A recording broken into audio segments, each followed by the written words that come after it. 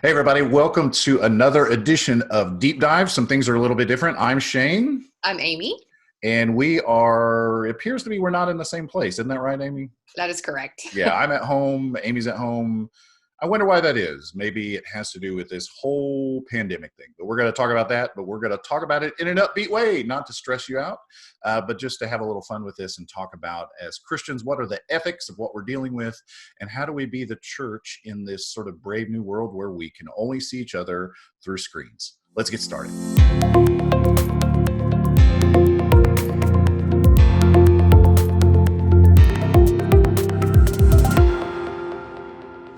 So, Amy, this might seem like a strange place to start, but what I'm really curious about is I'm curious what you're grateful for right now. Mm. So I would say just right off, I'm at home with my family, honestly, right now. So my husband and my daughter, being able to spend time with them that's unexpected and in different ways than we would imagine, right? Where it's kind of that forced interaction, that forced time together. And I think it helps you see the importance of the people that are closest to you. Yeah, we're getting a crash course on that too. The irony for us is this would have been our daughter's spring break. We had plans to be traveling, and so like the idea that we would be around each other is not, that's not different for us, but that we're doing it here. And so we're struggling to learn what's going to be next. It's okay to give ourselves permission to be a little lax this week. It's spring break. I told my wife this morning, our daughter needs to go make some mistakes and do nothing this week, but yeah, I'm thankful for the time together. They're actually down the street right now at the park roller skating, because they can be isolated outside attempting to roller skate. So That's yeah, awesome. right now it's just me and the cat, and I'm thankful for him as long as he doesn't attack me because he wants more food. Yeah. Any other things you're grateful for? Well, I mean, for us as a church for Hillsboro, I am grateful for the interaction that we were able to have on Sunday. We had our first like fully live streamed worship service. And for me, and I actually posted this on my own Facebook page where church folks are, but for me, watching that replay of the service and seeing people's comments as we were worshiping together, and it was just this incredible sense of community even without people not in the building. And I think that is just surprisingly wonderful. Yeah, I had a similar reaction. We streamed it out live, and then I have to do something sort of on the back end to share it, so if people didn't see it live, they could watch it archived. And I was really curious because we were asking people in the service to interact and comment, and I was really curious if people were actually doing that. And when I first posted it, I saw no comments, and I was like, oh no, oh no. I saw we had a lot of people watching it, but I was like, oh, nobody commented. But I didn't realize that the comments came in in sort of real time.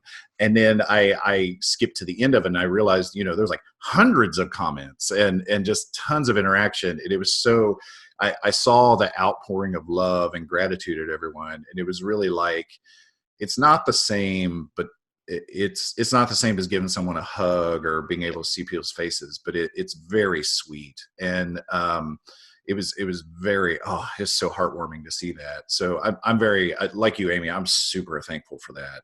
Yeah.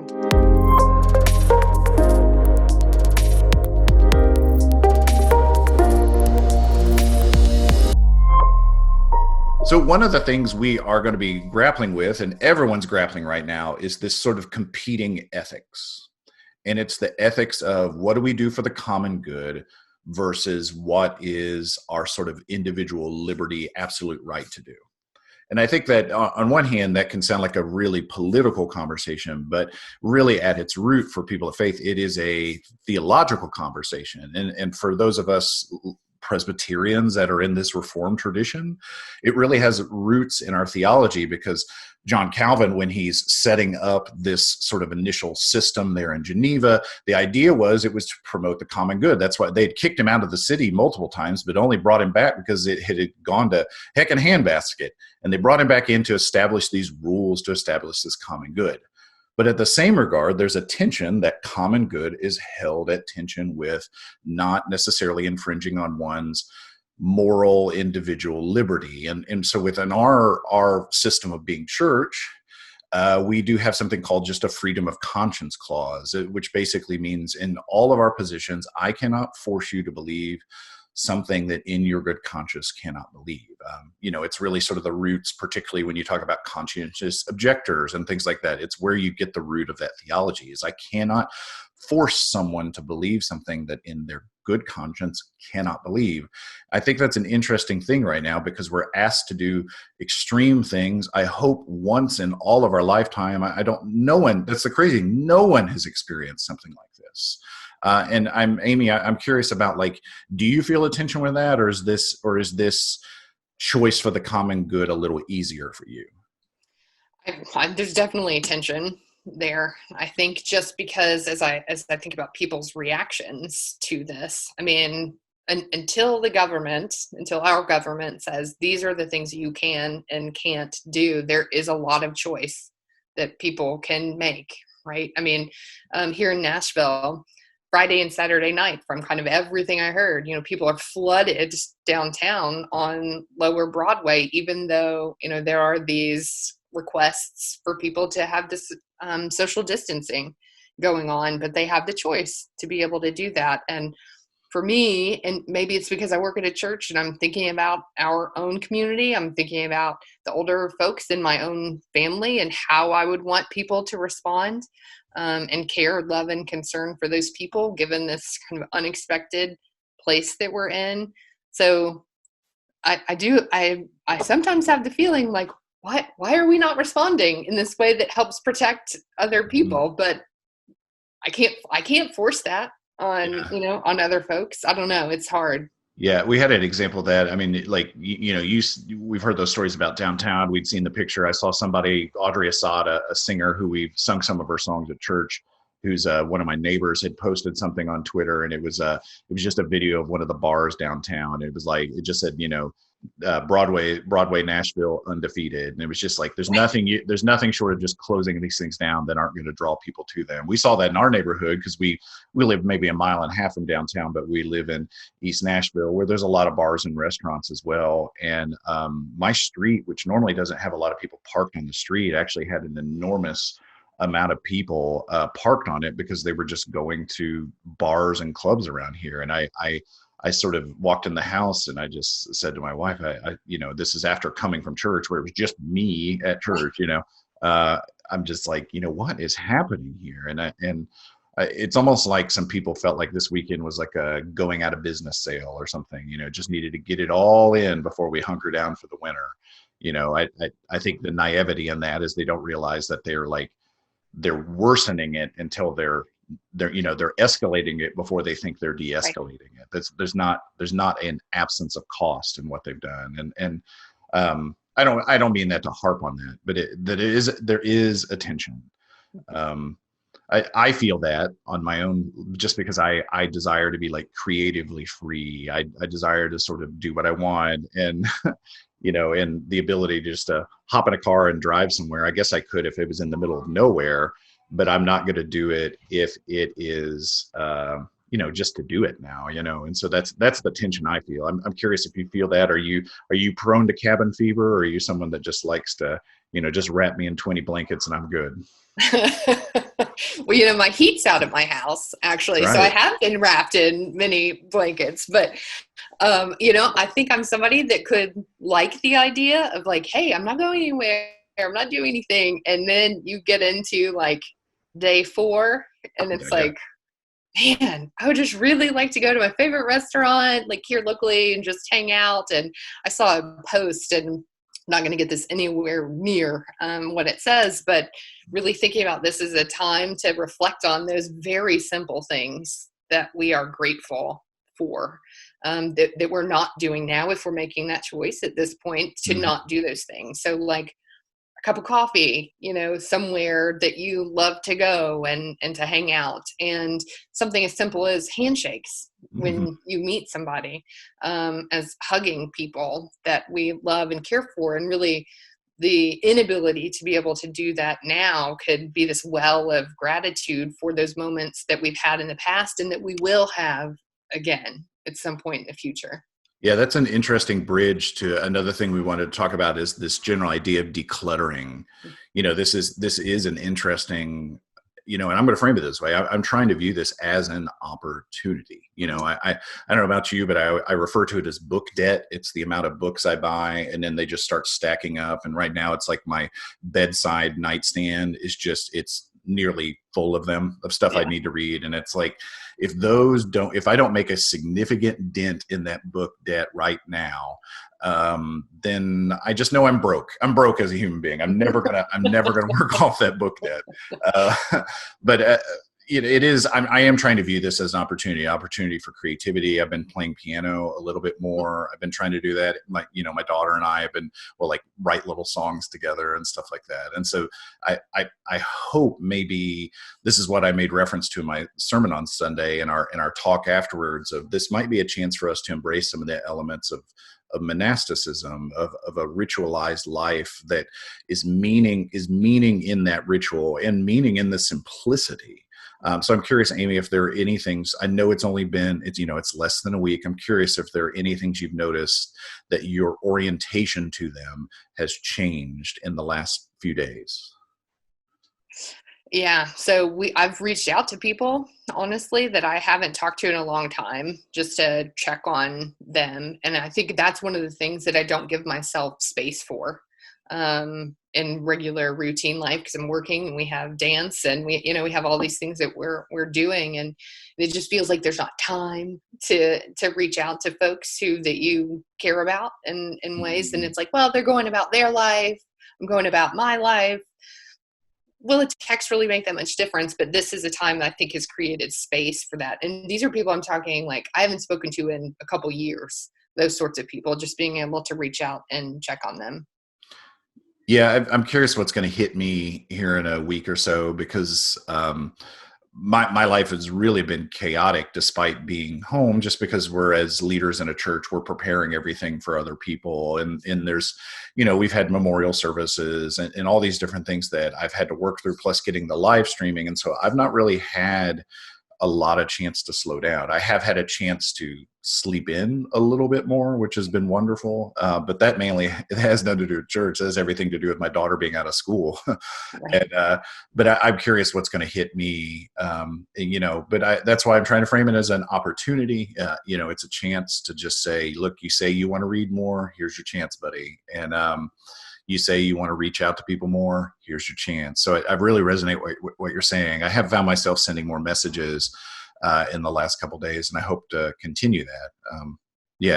I hope that sort of like opens our eyes to a lot of things, because I think the big challenge for us as a church and as a culture is, as this ends, are we going to be rushing to add everything back, or are we going to take the sort of complicated, mature thought process and saying, man, let's just really add back the stuff that's really important. Do you have any thoughts on that? Oh, I completely agree. I don't know what I would add necessarily at this point, but I feel like as leaders in a church, like you've mentioned, I think that's part of our responsibility when all of this, to be having that kind of conversation now. And then also as we transition back into like real life at some point in the future, to be able to hold up the values that I think are going to rise to the top during this time. And it's really interesting to think about this being the season of Lent too, because this kind of conversation that we're having has always been part of Lent, that decluttering of our lives and letting the important things be the important things. And this is just a kind of forced acceleration of that this Lenten season. Mm-hmm. Yeah. Yeah, I don't think the early days, those who first sort of institutionalizing Lent, imagined it in this way, of sort of a forced way. I don't know. Have you seen that picture of the Pope from this last Sunday? Where he's walking? Well, I'm trying. There's a picture of a Pope, and I'll try to find it and put it in the show notes, of where he is up above the big rotunda out there in front of the Vatican, and he's just behind a glass window, and he's blessing what would have been crowds, but there's no crowds there. Mm. It's a pretty striking picture.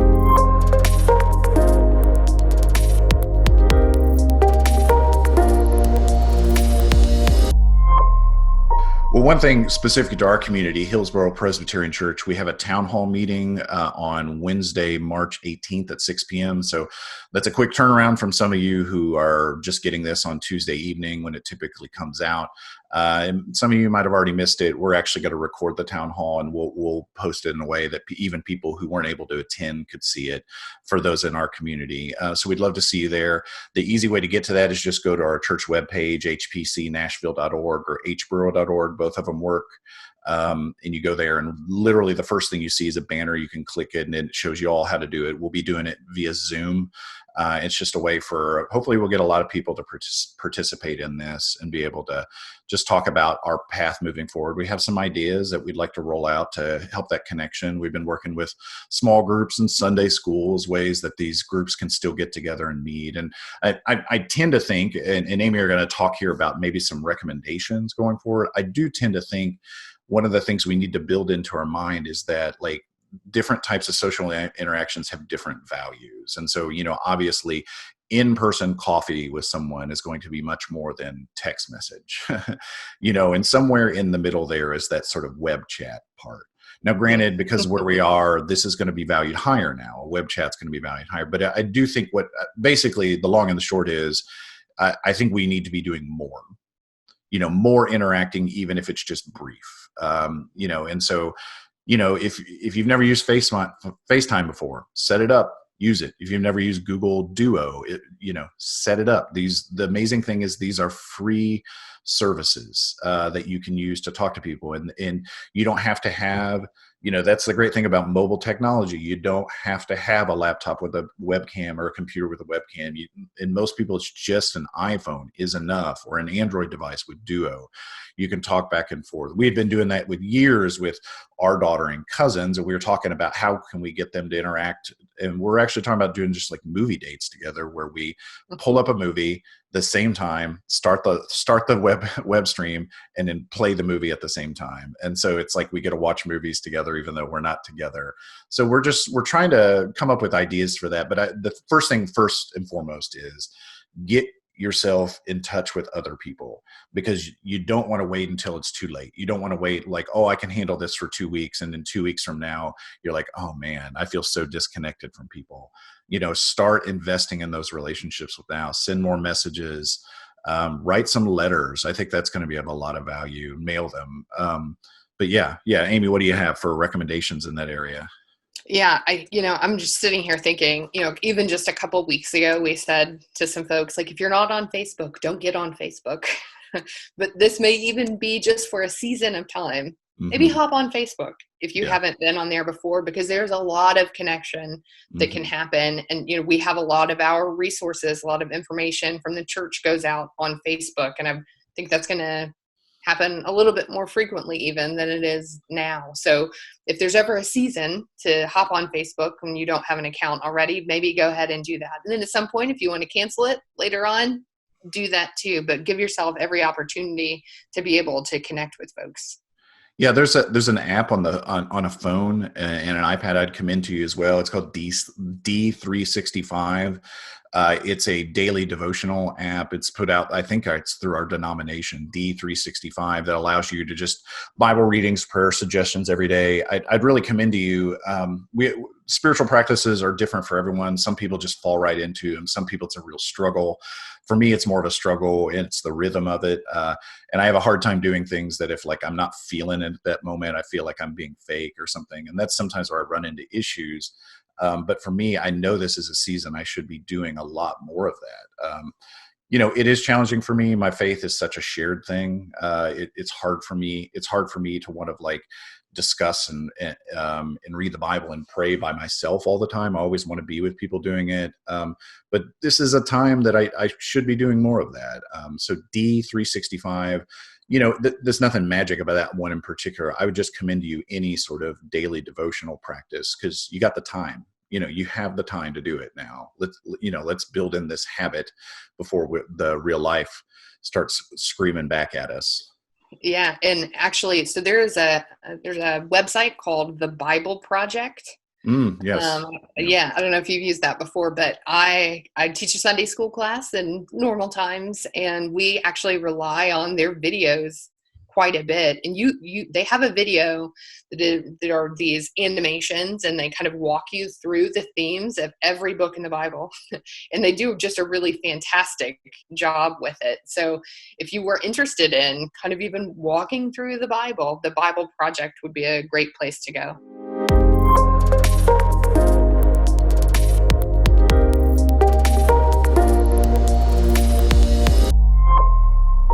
Well, the final thing we do together every episode is give you recommendations that you can dive into. Now, we just gave you some recommendations about some really healthy, wonderful things you should be doing. But we also know we are creatures that just need some plain old entertainment from time to time. And so our recommendations often fall in that. It's something you might like, entertain, find interesting. Maybe a little bit trashy sometimes. Mine's a little trashy this week, but I'll let you go first, Amy. What do you got as a recommendation? Mine's not trashy. Okay. All right. You're going to make me feel bad now. Okay. So this is actually an app for phones, and it's called Skyview.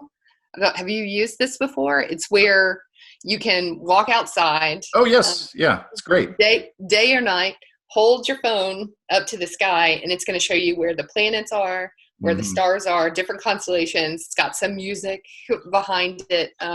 Just really fun. And I honestly was thinking about your sermon from Sunday in these kind of like transcendental sorts of moments, and these moments that pull us into a different space. And for me, I've just kind of realized that app, being able to just walk outside, to look up and see the stars, whether it's day or night, just gives me this feeling of being connected to something much larger, that the stars are there, the sky is there, that God is there for each and every one of us, no matter what we're going through. So Skyview app, totally free. They have a version that you can buy. I just have the free one on my phone. It's awesome. Yeah, that's a great one. I've used that one before, and I'm like, wonder what star that is. And I hold it up and I'm like, oh, that's Venus. Yeah. It's really cool. Yeah, that's great. You gave me a couple ideas there, because some things I've seen recently. This isn't the trashy one. I will end with the trashy one. But there are a lot of places now that are offering like basically free virtual tours. So things like the Met, different museums and things like that. And I don't have, I'll try to come up with some and put them in the show notes so you can have some things, but honestly, it's just as simple as a Google search, free virtual tours, because so many places are like making them online now. Amy, it will be interest of you, is that Disney is doing virtual ride throughs. Are you aware of this? What? Yes. So they're ride throughs of rides. I think they're out there and you can ride through them. So it's, I think that's very kind of people. Let's see. Another thing I would recommend in that same vein is, and this is something that, oh my goodness, I can waste a lot of time doing this, but it's so wonderful, is how powerful Google Maps is. If you've ever used the 3D function of Google Maps that allows you to literally like see the terrain as though you're like flying in a helicopter around it, you can go and just explore some of the craziest things. And if you want to incorporate with that the street view that allows you to do like the head looking around everything, you can see some of the most amazing things. I've wasted hours literally like following roads around parts of Maui and things like that, because it's that interesting. And so if you're someone who feels that need of exploration and get out there, those are some tools that maybe will satisfy that itch a little bit so the cabin fever doesn't catch in. But if you're in the mood for just straight trash, I got a good recommendation for you, which is a show on Netflix called Love is Blind. Yes. If you are into The Bachelor or those sort of dating shows, it's kind of in that vein. But the trick is they have these couples that go into this facility and they have these pods, and one side's the men, one side's the women, and in between is essentially just like an opaque colored glass that's always shifting. You cannot see each other. But you go into these pods, and I think behind the scenes they've said like it starts out at like an hour, but then it scales up to like 5 hours. And the idea is you get matched with people, you start making choices who you want to match with, and they're really asking people at the end of this, are you willing at the end of this process to get engaged? So it's not just even a dating thing; it's get engaged, and some of the couples do. Right. And then they go off to like a brief like week in Mexico together where they get to actually be around each other and see each other.